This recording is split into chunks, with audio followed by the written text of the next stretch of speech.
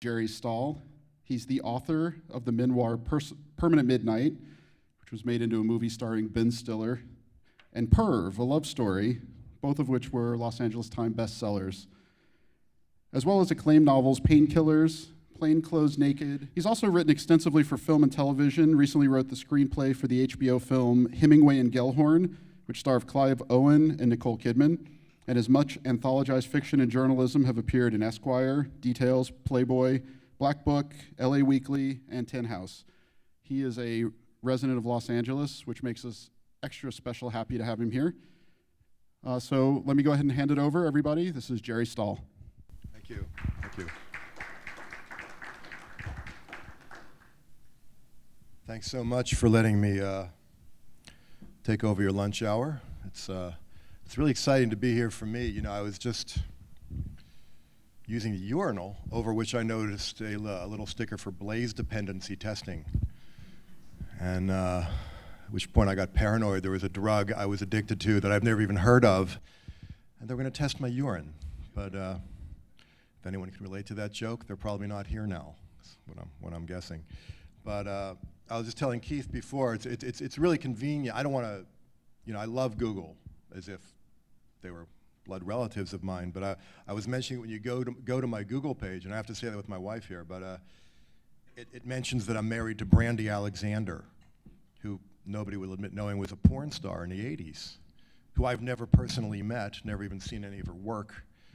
And I was just consulting, you know, it was very fortuitous for me to be here at Google so I could figure out a way to tell the world when they Google me and see me in the corner that I'm not in fact married to Brandy.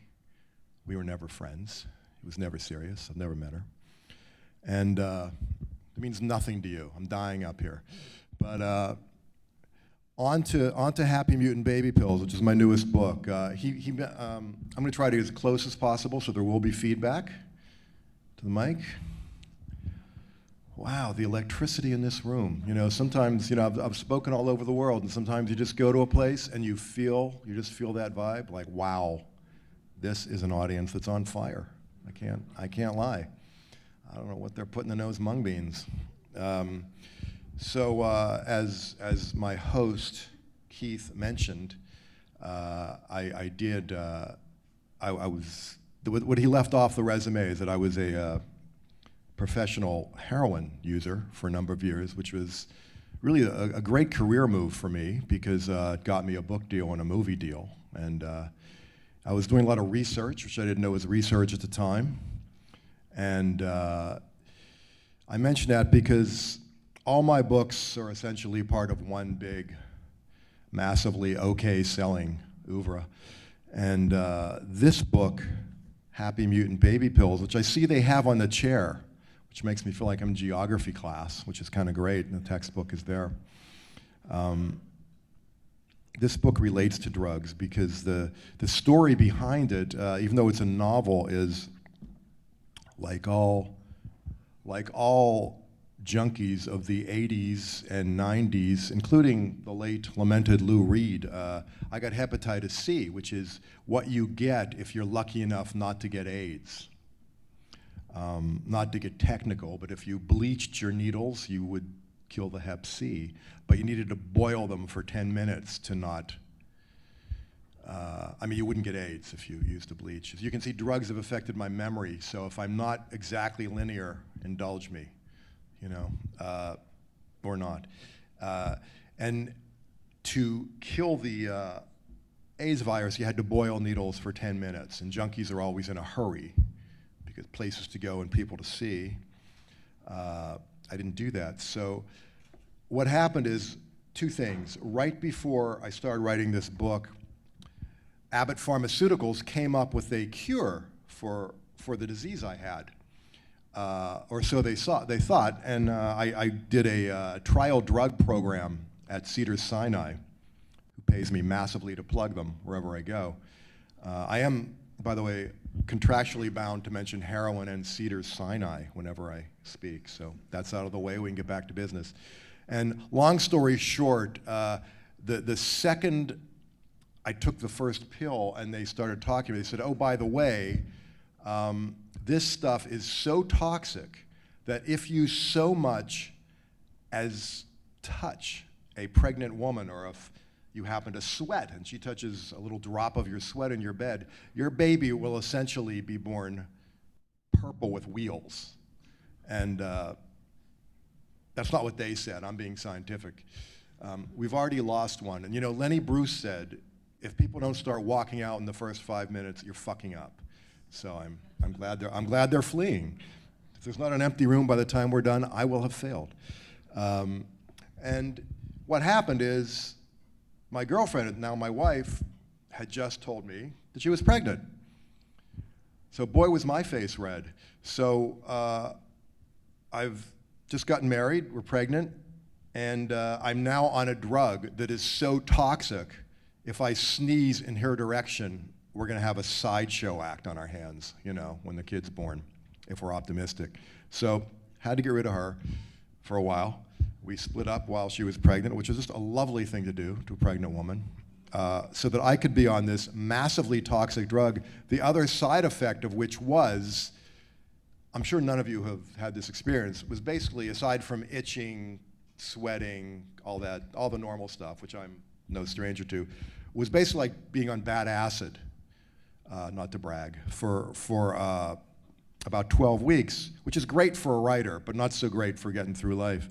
And so it occurred to me a couple of things. I was a drug addict for years and put, you know, God knows what strain of bus station toilet water into my veins. And now I'm on these drugs that are totally legitimate, more or less, because they haven't been FDA approved, and they're so toxic. And there's so many of them that I became obsessed with all the drugs we are taking that are kind of involuntary. And I became obsessed with the impact on pregnant women. And I became obsessed with probably really the creepiest side effect of the fact that there is complete deregulation and that there's GMOs and everything and that there is pesticides and that Monsanto runs the world, and if you have stock in them, forgive me, it will go up and we will die, but what the hell. The point is, even mother's milk at this point has benzene, toilet cleaner, window washer, lithium, which in my case, my kid gets a little free lithium, wouldn't be the worst thing in the world. But, and it freaked me out. So I wrote a book about this, because what can you do when you're a novelist? You know, you have all this information and you have a captive audience if someone decides to pick up your book, and you gotta make it entertaining. So that was the impetus for this book, because as I walked in, so many of you took me aside and said, Jerry, what was the impetus for this book you wrote that I've never heard of? And I wanted to answer that question so that you wouldn't walk away unsatisfied. How's lunch, by the way? Is it good? Everybody good? I'm trying not to say fucking too much, because as I was also telling Keith as I walked in, the last time I actually had an office job, and again, I don't mean to brag, after I got off heroin, I was working at McDonald's at the age of 38. A man in uniform, ladies. Poly blend in Phoenix.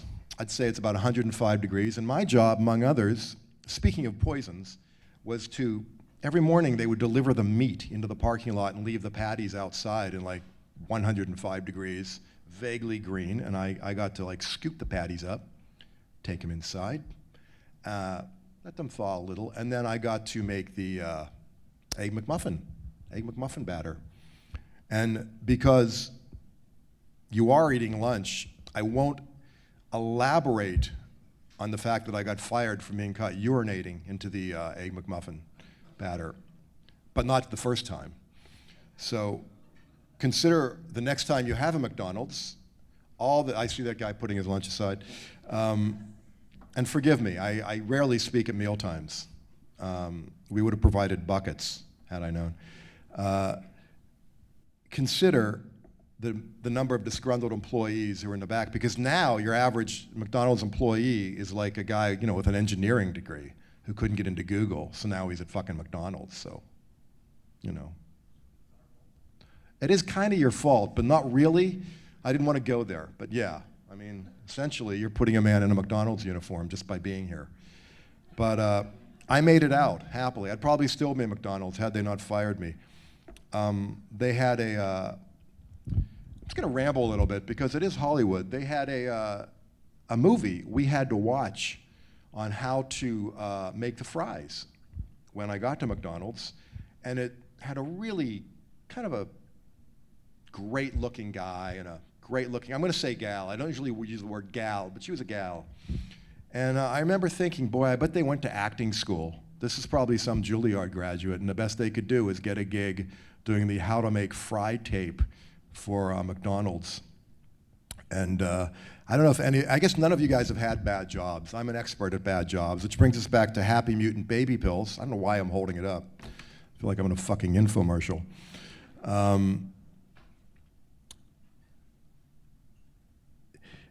I had the experience in my life of a lot of bad jobs, and one of the characters in this book is a guy whose gig is writing the side effects on pills. I'm sure you've all seen them late at night when you see the ads. So he's the guy, his claim to fame is that he came up with the phrase anal leakage, which is not as easy as it thinks, because you don't want to say seepage, which is what it really was. If you know, the side effects of a lot of drugs, including Olestra, which was in a lot of those low-cal potato chips, you know, it'll be suicidal thoughts, sweating, night sweats, frequent urination, enjoy your lunch. But you never realize what's in your fucking head until you get plunged in front of a room full of 40 people. And as you can see, I prepared extensively for this talk because I tour the world speaking about this as an inspirational speaker. Me and Tony Danza, essentially. We're like this.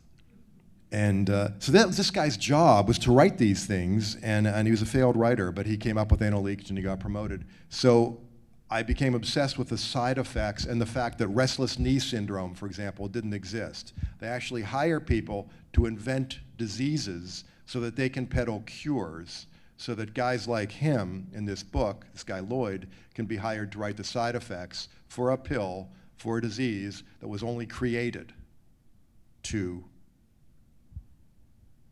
cure the disease they invented to sell the pill. Sort of how Monsanto has developed a pesticide-resistant plant that is now in all the GMOs that resists Roundup, which was developed by Monsanto, so that they could sell another pesticide that will work. It's just great, because basically we're all eating pesticides all the time, and they're all inside us, and now every baby's born with asthma. Now, as you can tell, I have a scientific mind, and I'm laser sharp, and I'm sure you all understand that this is a book about a guy whose first job was writing bad side effects to medications and making them sound festive, making it okay. Because seepage, to get back to my original point, seepage, ladies and gentlemen, is nasty. I mean, you know, round the house, in your body, nothing that seeps can be good. But leakage, that is kind of a round the house thing. Tires leak, faucets leak. So he had the touch. And I have had jobs like this. He also wrote the side effects for other medications. He also wrote the descriptions for marital aids, which sex toys used to be called. Sidebar, not to make myself look good, but before I worked at McDonald's, I got a job, because I do have a college degree, I got a job being humor editor at Hustler, and I was really young, and I thought it would be really exciting. You know, and I went to Columbus, Ohio, and they're giving me the tour, and I thought, wow, this is gonna be hot. And they take me down a hall, and they open in this door, and there's about, do any of you remember the Andy Griffith Show? Anybody? No? Yeah. Aunt Bee? There was a room full of like ladies with beehives who looked like, you know, the kindergarten teacher you had in 68, 75, 52, stuffing dildos into boxes. And they were just like church ladies, room full of them, stuffing sex toys into boxes. Why do I mention it here? No reason, but it came into my head, and it seemed very relevant to this book, because this is a book about a guy with bad jobs. His job after this was writing the festive descriptions for Christian Singles, which was a website, which I hope some of you have enjoyed. I don't know if any of you are like J-daters or OkCupid, but this guy had the job of writing copy for Christian Singles, Christian Swingles in the book. And He didn't like his job. He ends up getting fired. He meets a woman, and the roundabout way, he meets a woman whose job she has decided in life. She feels fucked over by Big Pharma. She feels like she's been screwed over. She wants to have the most mutant baby she can have as a protest against capitalism. So she is on a mission to consume every over-the-counter, under-the-counter, beside-the-counter, from huffing paint to all the good stuff we do every day. For example, forget drugs. If you're pregnant and eat tomato soup, the lining of the can will deform your baby. Good news. But nobody tells you that. So she decides to consume everything she can, every drug, every kind of like food stuff that is semi-nasty, like meat, chicken, poultry. Watch the movie Food Inc. It's a great movie. It shows you how chickens are treated and how cows are treated. God, I sound like some wild-eyed radical up here, when the fact is, I would kill for a Big Mac right now if I didn't know what was in it. So these two people, it's a love story. It's a guy who had this job, and they're both heroin addicts, because I did some research, and I knew a little about that. And it's really kind of a metaphor for the world we live in, which is one of involuntary drug consumption. And as I say, it's an interesting read for some people, because while I wrote this book, I basically couldn't put a sentence together in my head, and was on this medication, which was so strange because the FDA hadn't approved it. And in fact, I'm not sure if the version I was on is the one that was approved, but it's a very strange thing to know you're being cured. I mean, it's crazy. I was one of those guys, I did because I've basically been told I was dying for 20 years, and I wouldn't do the main thing they wanted me to do, which was interferon, because it was a very hard treatment, and people would often commit suicide on it, or it was like worse than the disease. So I finally get cured. I'm the guy who rails against Big Pharma. I get my shit nuked in a week. I'm like, the virus is gone, but I have to continue taking like questionably odd, brain-twisting bad acid for 12 weeks.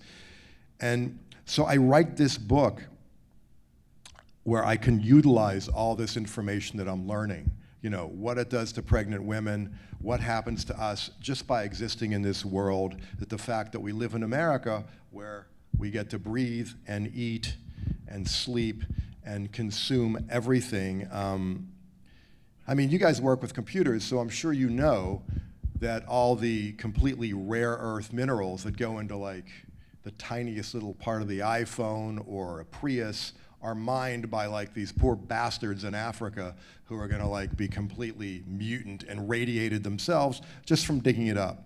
And China owns 90% of them because they own the places in Africa where the mines are. So it's all good news, and it's all stuff I tried to put in this book. And as you can tell, it's kind of a lighthearted romp. Because when you're dealing with this kind of information, you don't want to hit people over the head with it. You don't want to repel them, the way I apparently am by driving lunch eaters out into the hall retching. But you want to get the information out. And I've been very lucky because I get to do this for a living now. The thing about writing is you're basically paid to be a weirdo. I was a terrible, terrible student. I was a terrible guitar player, which I wanted to be a rock and roll guy. So when I was a kid, unlike you, who were probably in school and doing all these smart things, I'm thinking to myself, I want a job I can do alone, naked, and fucked up at 4 in the morning and maybe make a dime. It's a high bar, but I went for it. And now that those things no longer matter, I kind of have that job. But at my age, I don't parade around naked at 4 in the morning because complaints, family, social services. I can't do it. I just can't do it. Wow, this is a tough room. I'm used to speaking to people at night who are drunk, so forgive me. You may need a drink. So the thing I did before this, by the way, was a movie for HBO about Hemingway and Gellhorn. If you ever heard of Martha Gellhorn, I'm just going to ramble here because she was a much braver. I'm going to switch and talk about World War II. Martha Gellhorn was a journalist who was the only person to be at the invasion of Normandy while Hemingway was off drinking in a bar somewhere with his buddies. She disguised herself as a nurse and got there. Why do I mention her? Because in this movie, and I got a lot of flack for this, I'm switching out of chemicals because I just decided lunchtime is no time to discuss toxic chemicals. Little late in the game, I don't know how much time we still have, but it just occurred to me if I were having lunch, I wouldn't want to listen to a guy babbling about anal leakage. I mean, who would? Bad choice of material on my part. So we're going to switch and talk about culture now. HBO. We all love HBO. I do. They employed me. I got to, we all have dreams, right? I wrote this movie about Martha Gellhorn, and I got to hear, my lines come out of Nicole Kidman's mouth, which is pretty exciting. And I got to talk about a woman who really meant a lot to me because she was so much braver than Hemingway, and there's actually a journalism award in her name in England every year for the journalist who takes the most physical risks in the pursuit of a story. And why do I mention that? Because if you are a writer, and if you're wired like me, you can turn any triumph into an occasion for peculiar and petty shame.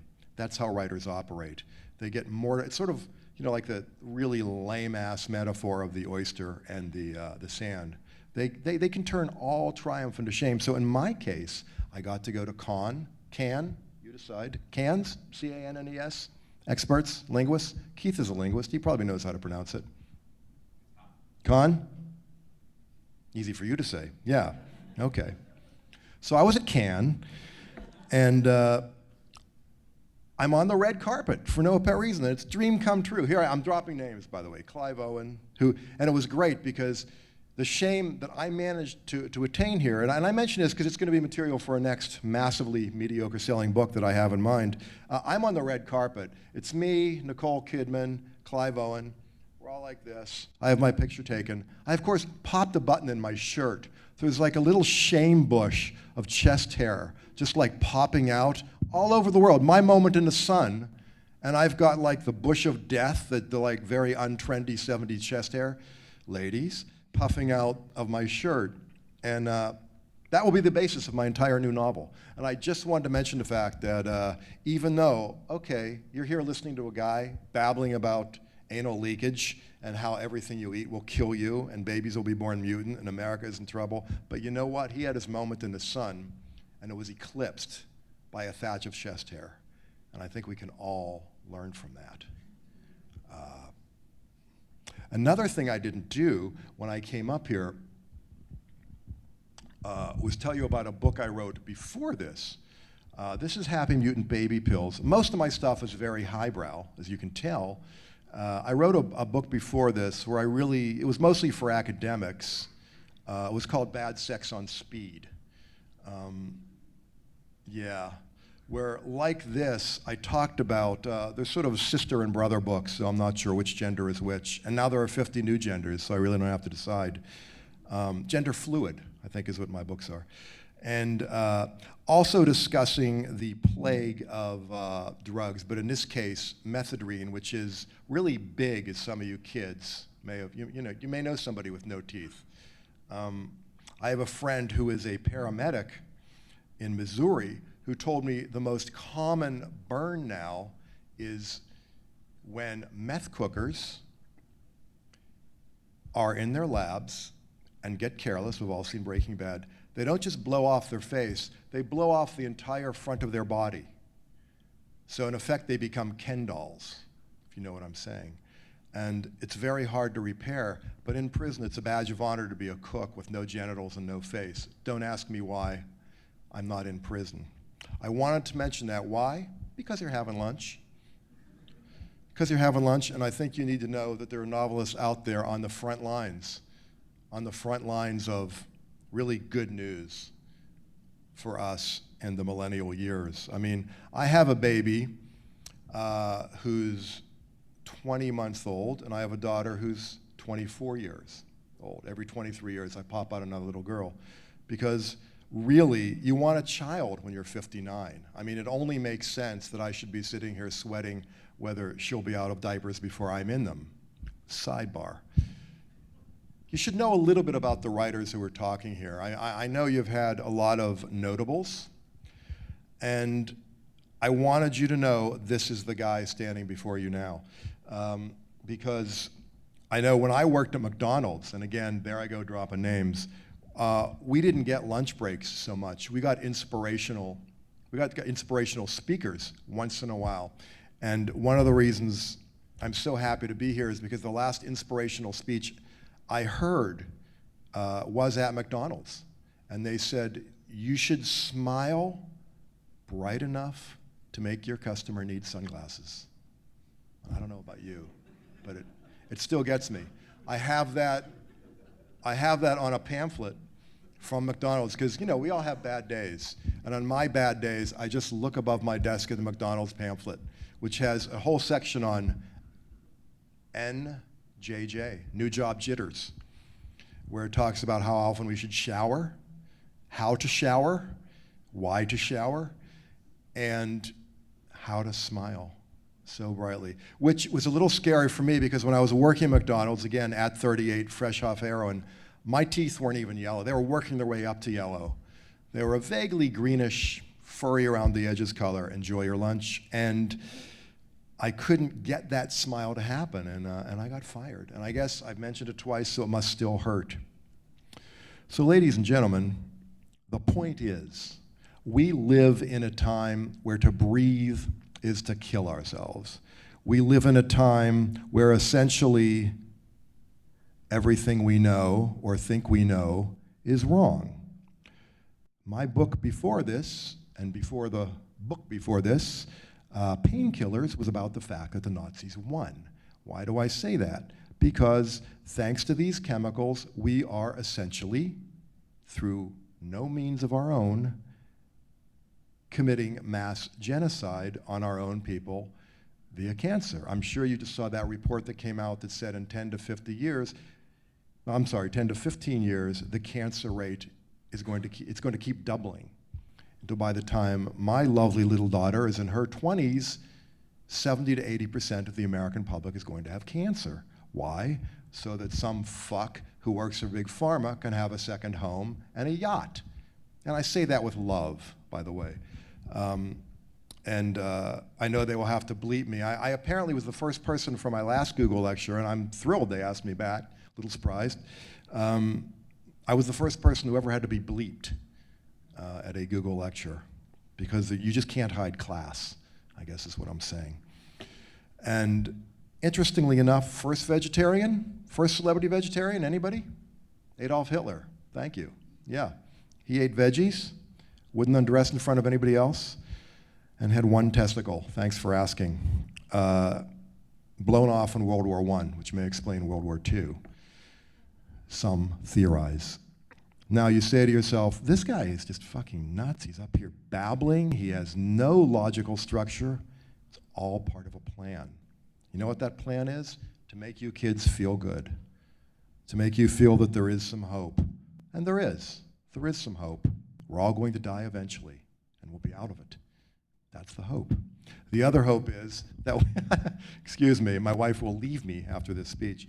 But it's okay, because Brandy Alexander, according to Google, is waiting for me. And boy, was she hot in 1982. Oh my God. I believe she starred in Bad Penny. She Always Turns Up. That was her banner vehicle. By the way, again, not to brag, when I was a kid in my 20s, and I first got to Hollywood, I wrote a movie about the effects of nuclear war.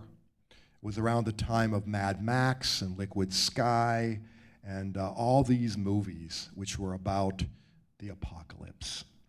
But we were very young and naive, and we took money from some investors who operated out of a place on Hollywood Boulevard that used to be called The Cave, which turned out to be a porn theater, but it literally had stalactites and stalagmites, so it was a realistic cave. It's almost like a diorama in a museum. And I knew the first sign we were in trouble was when we get our first payment, we had to walk through the theater, 2 in the afternoon, with like guys in their raincoats hunched in back. We had to cross in front of the screen while they were showing possibly my ex-wife, who I've never met, Brandy Alexander, who's really, apparently I'm still married to. But you can't believe everything you see on the internet. And I went upstairs, and we were paid $25,000 in quarters, which kind of a dead giveaway that you're probably not dealing with a legitimate entity. But, you know, quarters work. We just walked out like Santa, you know, with like these big bags on our shoulder. I don't know if you've ever seen 25,000 in quarters, but bring a truss if you're going to be carrying that. Nobody even knows what a truss is. Men's magazines used to have ads for trusses. Ask your grandpa. He probably has one. But the reason I'm mentioning this is because this movie, we had to put in 8 sex scenes. They told us, kids, we love it, just we want 8 special scenes. But because we were punks and had every like badass Hollywood punk in Hollywood, including weirdly enough Richard Belzer, who wasn't a punk but was in our movie, and I want to drop another name because it's been about 5 minutes since I mentioned Nicole Kidman. And anybody can be legit if you drop a name. That's Hollywood. So we showed this movie at the Pussycat Theater. Now it's no longer the Pussycat Theater, it's the it's got a new name, and it's no longer catering to women. And but back then, what is the name now? I think it's the Jack of Spades or something really grotesque. But the point is, there were Japanese tourists by the busload went for our big night to this theater when we made this movie that we wanted so badly to be artists, but we stuck in these 8 scenes, but we didn't really want to do a sex movie because we had integrity, so we made the most repulsive sex imaginable. Not repulsive so much as cold, chilly, distant, odd. The premise of the movie was that in the future, which is coming to pass, there will be sex negatives and sex positives. Those people who can still have sex perform for those who can't. That's the future, and perhaps the present. But again, I don't mean to brag, but as an artist, this was such a big moment of my life, was pulling up to the theater just in time to see, I'd say about 40 Japanese businessmen running, scared, with their hands over their mouths, out of the theater into their tour bus, because apparently we had succeeded in writing some really anti-sexual sex. And the point of that is, we ended up replacing Pink Flamingos, John Waters, some of you might have heard of, as the movie of the midnight movie, Friday nights at the New Art Theater. Am I bragging? No. I'm only saying, ladies and gentlemen, that if my career is any indication, the worst possible shit that can happen to you and the worst failures, I'm tearing up now on the inside, can turn into a triumph. And if you're an artist, the great thing about being an artist, if I can flatter myself with that word, or a novelist, is that out of the worst moments of despair and torment is your greatest material. Hence the thatch of chest hair in cans. Con, right? Right, con man. Got the con man over here. You know, you really feel faith in a speaker when he can't pronounce con, and he's been there. That's how it is. It's not everything it's cracked up to be. You know, there's about 16 stars and then 75 blocks of parasites. I was in the middle.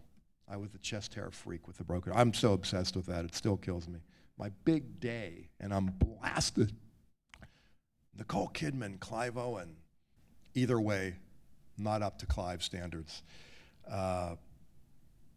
And that is my inspirational message. If you're having a bad day, if you're having a bad life, if you're listed on the internet as having a bad wife, it doesn't matter. You can turn it all into triumph and use that badness and shame and terror and self-loathing and mortification and agony to write a book that will get you an audience at Google while people are eating their lunch. Thank you so much for having me. I hope this meant something to someone. And that's it. Thank you. I was told there will be a question and answer period. I'm not getting a big question vibe, but if there are, please don't be ashamed. Clearly, I have no shame. I was up here speaking proudly. The gentleman asked the question, how did the lady who took every known drug, who huffed paint, who ate painkillers, who took heroin, who drank, who went so far as to eat genetically modified soybeans, most dangerous of all, how did that baby turn out? It turned out perfect. Thank you for asking. Because, you know, in the end, you want a happy ending, clearly, especially in a book like this. Because a lot of people say, when they categorize a writer or a novel, you know, everybody gets put in categories. I'm a feel-good guy. That's where I am. So that's the ending. It turned out perfect. Thank you for asking. Do you have children? They good? It all work? You know, don't get me started on how Monsanto caused asthma by everything they eat has pesticides in it now, because the anti-pesticides and the pesticides both, because that's Monsanto covering both sides of the street, are in the food. And every kid now is being born with asthma. Scant help for you, but it's a tragedy. All kidding aside, it's a tragedy. How are they doing? They doing the steroid inhaler? Yeah? You think it's just a smog?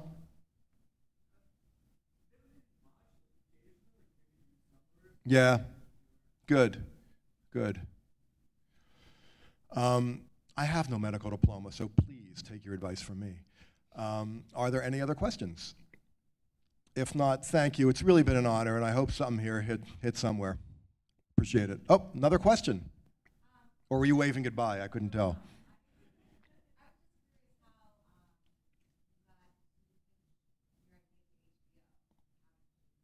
The idea for Hemingway and Gellhorn? Actually, the director, Philip Kaufman, who, I don't know if any of you are film buffs, he did The Right Stuff, Henry and June, Unbearable Lightness of Being. He came to me because Hollywood being Hollywood, 1 out of every 10 projects goes anywhere. I mean, basically, ideas are like sperm in Hollywood, like 1 out of every 5 bazillion spermatozoa, like make it, and something results. So I didn't pitch it. They came to me with the idea.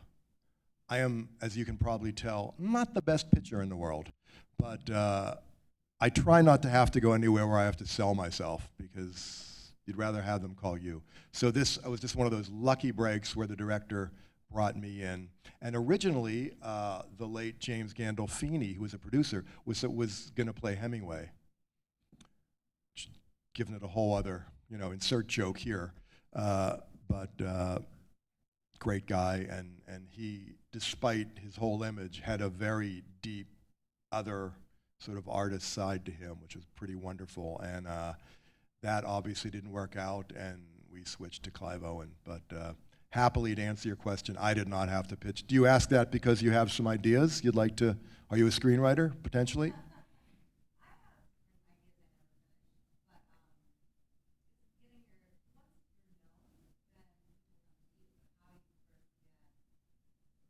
You got to get known. Yeah. I know. I got really lucky because I literally went from living essentially on the street with nothing to, like, I write this article which becomes a book, which Ben Stiller picks up, and then after we got the money for Permanent Midnight, it disappeared, and he just said to me, "Hey, would you like to write a movie with me?" And we became friends.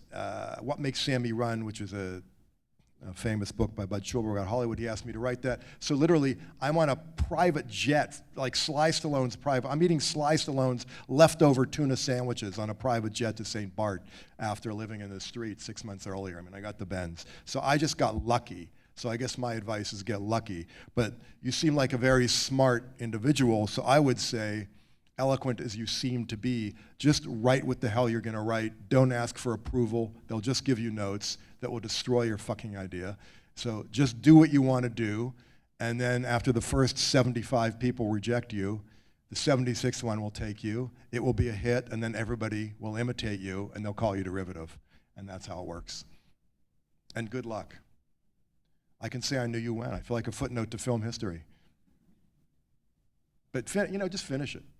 What the hell? Just write something good, and it'll get, especially now. With the internet, people make movies so goddamn cheap, you can bypass all the crap that most people used to have to do to go through. So you obviously are in a place with all the equipment you need. And you have an amazing AV guy, I can tell, because I looked at the monitor and you couldn't see my chest hair. So that is the sign of a good AV guy. Any other questions, aside from grooming tips? All right, thank you so much. I really appreciate it.